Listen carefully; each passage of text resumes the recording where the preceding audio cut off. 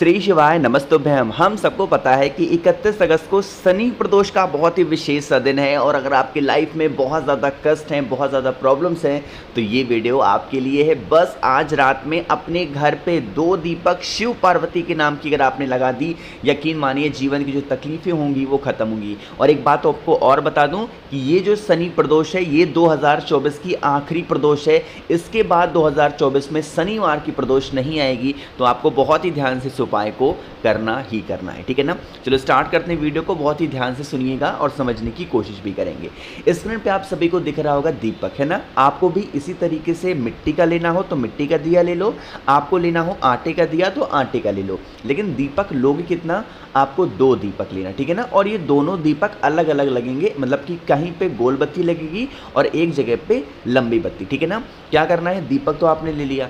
अब दीपक के लेने के बाद में हमें ज़रूरत पड़ेगी थोड़ा सा काली मिर्च की, बहुत ज़्यादा नहीं, 2 दाने से ज़्यादा काली मिर्च मत लेना, ठीक है ना। ले लिया।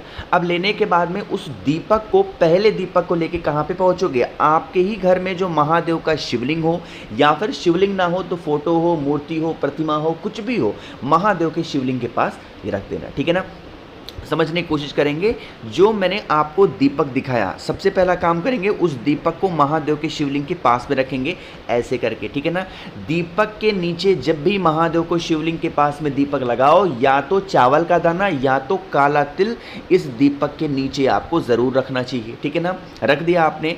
रखने के बाद में जो दूसरा काम करना है, मैंने क्या बताया था, महादेव को जब भी दीपक लगाते हैं कौन सी बत्ती लगाते हैं, हमेशा गोल बत्ती का, तो आपको भी गोल बत्ती का दिया लगाना है। जब आप इस दीपक को प्रज्वलित कर रहे हो, जो आपके घर की समस्या है, जो आपके घर की प्रॉब्लम्स है, उसे कुंदकेश्वर महादेव, कौन से महादेव, कुंदकेश्वर महादेव के नाम से इस दीपक को प्रज्वलित करेंगे। ध्यान रखिएगा ये कौन सा दिया जलेगा, ये आपको घी का दिया लगाना होगा, ठीक है ना। जला दिया कुंदकेश्वर महादेव के नाम से।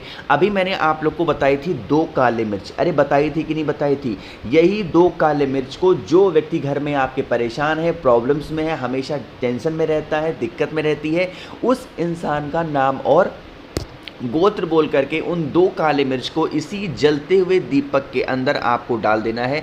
यकीन मानिए अगर इस उपाय को आप कर देते हैं तो आपके घर के जो प्रॉब्लम्स होंगे, समस्याएं होंगी, वो हमेशा के लिए ख़त्म होंगी, ठीक है ना। ये तो बात हो गई पहले दीपक की। अभी हम लोग को दूसरा दीपक भी लगाना है।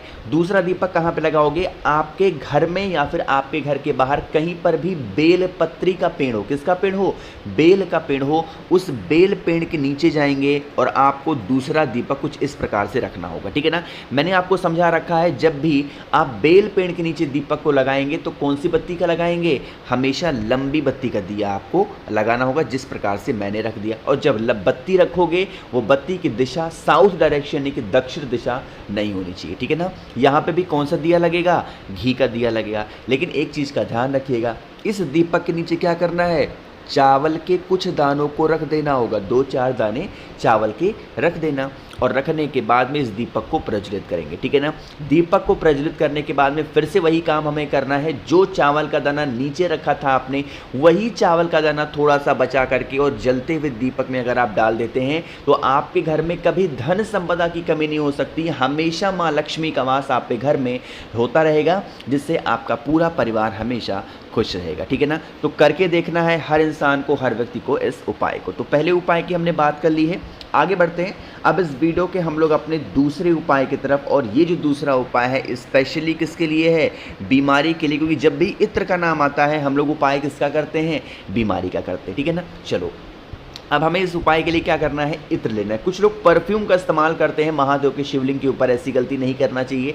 हमें ज़रूरत पड़ती है इत्र की, तो आपको बस थोड़ा सा इत्र लेना। अब यहाँ पे आपको एक पत्ता दिख रहा है, ये कोई पीपल का पत्ता नहीं है, ना तो कोई बेल पत्र है। आपके घर के गमले में जो भी पत्ता आपको ईजिली अवेलेबल हो, चाहे वो कोई सा भी पत्ता हो, सिर्फ तुलसी माता का पत्ता छोड़ करके आपको कोई सा भी पत्ता आपको ले लेना, ठीक है ना। कोई भी एक पत्ता लेना है और उस एक पत्ते के ऊपर आपको 5 बूंद इत्र के गिराने हैं। कितने बूंद गिराने हैं, 5 बूंद। लेकिन जो 5 बूंद इत्र के गिराओगे उन्हें 5 देवी देवताओं का नाम लेके गिराना है। जो सबसे पहली बूंद आपको गिरानी है उस पत्ते के ऊपर किसका, देवादिदेव महादेव का स्मरण करते हुए पहली बूंद आपको गिरानी होगी, ठीक है ना। जो दूसरी इत्र की बूंद गिराओगे किसका स्मरण करोगे, आपको स्मरण करना होगा भगवान गणेश का, विघ्नहर्ता भगवान गणेश का नाम लेकर के दूसरा गिराएंगे।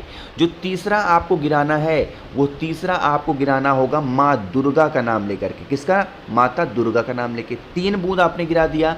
जो चौथी बूंद आपको गिरानी होगी वो चौथी बूंद आपको गिरानी होगी भगवान सूर्य के नाम की। किसकी?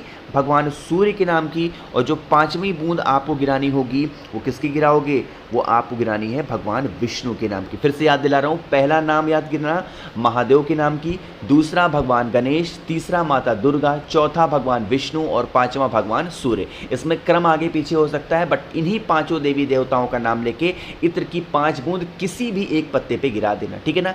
इस पत्ते को उठाना और उठाने के बाद में आपके घर में जो भी महादेव का शिवलिंग हो, फोटो हो, मूर्ति हो, प्रतिमा हो, उन्हीं के पास में जो भी व्यक्ति घर का आपके बीमार पड़ा है उनका स्मरण करते हुए उनका नाम और गोत्र बोल के और फिर आपको कुंदकेश्वर महादेव के नाम से ही उस एक पत्ते को महादेव के शिवलिंग के ऊपर रख देना। करके देख लीजिएगा, शाम के टाइम पे प्रदोष काल में इस उपाय को, जो भी प्रॉब्लम्स होंगी, जो भी समस्याएं होंगी बीमारी से रिलेटेड आपके घर में, वो सारी समस्या धीरे धीरे खत्म ज़रूर हो जाएगी, ठीक है ना। करके देखिएगा, आसान सा ये उपाय था। तो 2 उपाय की तो हमने बात यहाँ पे कर ली है। आगे बढ़ते हैं बस वीडियो के हम लोग अपने तीसरे उपाय की तरफ। और ये जो तीसरा उपाय है वो आपको करना होगा काले तिल के साथ में। लेकिन कैसे करना है और क्या इसके फ़ायदे हैं मैं आपको तब बताऊँगा जब आप सभी लोग करेंगे वीडियो को लाइक। मेरे जितने भी भाई बहन आवाज़ मेरी पहली बार सुन रहे हैं चैनल को ज़रूर सब्सक्राइब करेंगे, ठीक है ना भाई। चलो समझने की कोशिश करते हैं। जैसे मान लीजिए कि आज के टाइम पे क्या हो गया ना कि हर व्यक्ति नज़र, टोने, टोटके से बहुत परेशान होता है ना। किसी को नज़र बहुत लगती है, किसी को टोने, ऐसी कंडीशन हर एक जगह बनी हुई है, आप भी मानते हो ना। क्या करना है इस उपाय के लिए? हमें लेना होगा काला तिल। जो व्यक्ति घर में परेशान है, जो भी व्यक्ति, चाहे वो पुरुष हो, महिला हो, बच्चा हो, बूढ़ा हो, बड़ा हो, कोई भी हो, जितनी उसकी उम्र, उसके उम्र के बराबर काले तिल, ठीक है ना। छोटा सा एग्जांपल समझा रहा हूँ। मान लीजिए कोई भी व्यक्ति घर का है जिसकी उम्र 40 वर्ष है, तो आपको काले तिल कितने लेने हैं? 40 काले तिल लेने होंगे, ठीक है ना। जितनी उम्र उतने काले तिल लेना। साथ ही साथ आपको वही काम करना है, घर में लगा हुआ कोई भी एक पत्ता, जरूरी नहीं है कि पीपल का ही लो। अगर पीपल का पत्ता मिल जाता है तो बहुत अच्छी बात है, बट नहीं मिलता है अगर, तो आप अपने घर का कोई भी एक पत्ता ले लेना। बस आपको क्या करना है? तुलसी माता का पत्ता नहीं लेना। और उसके बाद में उस पत्ते के ऊपर जो आपने काला तिल लिया है, उस काले तिल को आपको इसके ऊपर रख देना है, जिस प्रकार से मैंने रख दिया, ठीक है ना। इस पत्ते को उठाना और उठा करके फिर से वही काम करना, महादेव के शिवलिंग के पास जाना। लेकिन यहाँ पे थोड़ा सा तरीका चेंज होता है। क्या करना है? आपको अपने हाथों में उस पत्ते को लेके काले तिल के साथ में महादेव के शिवलिंग के ऊपर से 6 बार घुमाना है। कितनी बार घुमाओगे? 6 बार घुमाएंगे क्लॉकवाइज डायरेक्शन में। और 7वीं बार घुमा करके फिर आपको वो पत्ता महादेव के शिवलिंग के ठीक ऊपर समर्पित कर देना है। यकीन मानिए, कल्याणेश्वर महादेव, कौन से महादेव? कल्याणेश्वर महादेव के नाम से अगर इस उपाय को आप करते हैं तो आपकी बरसों पुरानी जो भी प्रॉब्लम्स होंगी वो समस्या खत्म ज़रूर हो जाएगी, ठीक है ना। इससे आसान उपाय आपको नहीं मिलेगा, तो करना ज़रूर है। 3 उपाय की हमने बात कर ली है। आगे बढ़ते हैं इस वीडियो के अपने सबसे आखिरी बहुत ही आसान से उपाय की, जो कि होगी धन संपदा को लेकर। घर में माँ लक्ष्मी का वास हमेशा बना रहता है, कर्ज में हमेशा डूबे रहते हो, तो आप इस उपाय को करेंगे। इसके लिए हम सभी लोगों को लेना है क्या? इस तरीके से लेना होगा आपको कमल गट्टे। कितने कमल गट्टे लोगे? मात्र 1 कमल गट्टा आपको लेना है, इससे ज़्यादा नहीं लेना, ठीक है ना। कमल गट्टे तो आपने ले लिए। साथ ही साथ क्या करना है? आपको लेना होगा इस तरीके से दूर्वा। कितनी दूर्वा? आपको 3 दूर्वा लेनी है। अगर मान लीजिए कि दूर्वा आपको नहीं मिलती है तो सिर्फ कमल गट्टे से भी उपाय कर सकते हो, बट पहले कोशिश कर लीजिएगा कि आज आपको अपने घर पे दूर्वा मिल जाए। कितनी दूर्वा? 3 दूर्वा मिल जाए। और फिर आपको तांबे का लोटा लेना है, उसमें जल भरिएगा और इसी जल के अंदर क्या डालेंगे? जो एक कमल गट्टा मैंने आपको दिखाया, उस कमल गट्टे को डाल देना और पहुंच जाना सीधा महादेव के शिवलिंग के पास में। जो दूर्वा मैंने आपको दिखाई, दूर्वा हमेशा कहाँ पे चढ़ाते हैं? माता अशोक सुंदरी के स्थान पे आपको जो 3 दूर्वा लिया है आपने, वो चढ़ा देना। अगर दूर्वा नहीं मिलती है तो खड़ा मूंग घर में आपके, तो वो भी इस्तेमाल कर सकते हो, ठीक है ना। उसको लेके और उसके बाद में आपको महादेव के शिवलिंग के के ऊपर जो आपके पास में तांबे के लोटे में जल है उसे समर्पित कर देना। जो भी धन संपदा की प्रॉब्लम घर में आपकी चल रही होगी वो सारी खत्म ज़रूर हो जाएगी, ठीक है ना। देखो जितने उपाय मैंने आपको बताए सारे उपाय आपको अपने घर पे ही करने, कहीं बाहर मत जाना करने के लिए। चाहो तो जा भी सकते हो बट कोशिश करिएगा बाहर जाओ, नहीं जा पाते हो तो घर पे करो, कोई दिक्कत नहीं है। बट आज के शनि प्रदोष का उपाय शाम के टाइम पे प्रदोष काल में ही करना है, ठीक है ना। मैंने कोशिश की आप सभी को बहुत ही आसान भाषा में अच्छे से समझाने की। वीडियो पसंद आई हो तो लाइक करिएगा, कुछ पूछना है नहीं समझ में नीचे कमेंट सेक्शन में पूछें, और मेरे जितने भी भाई बहन आवाज़ मेरी पहली बार सुन रहे हैं चैनल को ज़रूर सब्सक्राइब करेंगे। श्री शिवाय नमस्तुभ्यम।